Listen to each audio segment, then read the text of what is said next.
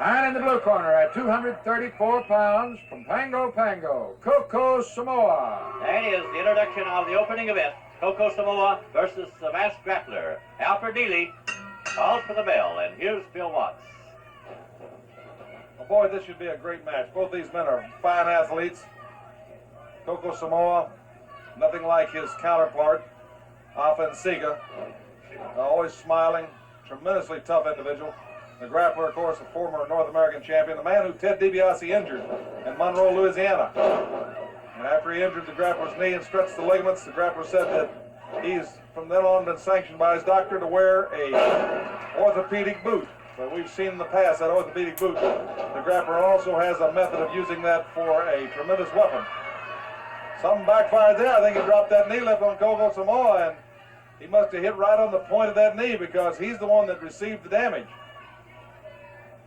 We have an interesting spotlight on Precious Paul Ellering coming up next, where Precious Paul is going to share some of his workout and his unique style with the kids here in the audience and the people at home. Be sure to stay with us for that.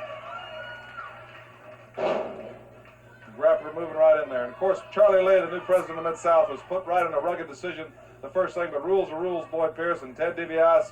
And talking to Ted, he said if the same thing happened again and would cost me $2,500, I'd still go in there. He said something has to be done to stop Skandar Akbar and the reign of terror and the injuries. 5 men injured, but now they're all coming back.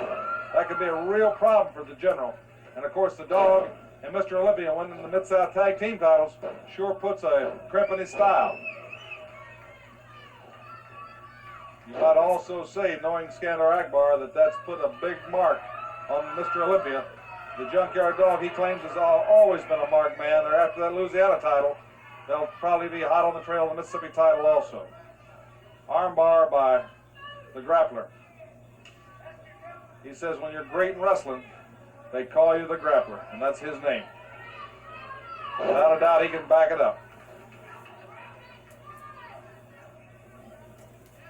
Dick Murdoch, a bounty match. Seems like Skandar Akbar is hiring people, trying to take care of the Captain Redneck. Proud of being a Marine.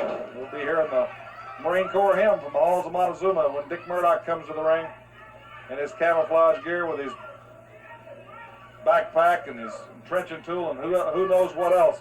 There's even rumors of an armadillo in that backpack, but I'm not sure about that, Boyd Pierce. I wouldn't doubt it one bit, Bill, knowing Dick Murdoch. No, there could be something more potent. It could be his unwashed laundry. I imagine after Murdoch, as crazy as he is, that could make you have worse effect on you than an armadillo.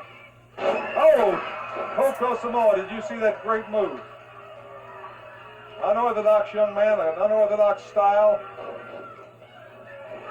He's a top star in many areas, but here in Mid-South Wrestling, where you face the best in the world in wrestling,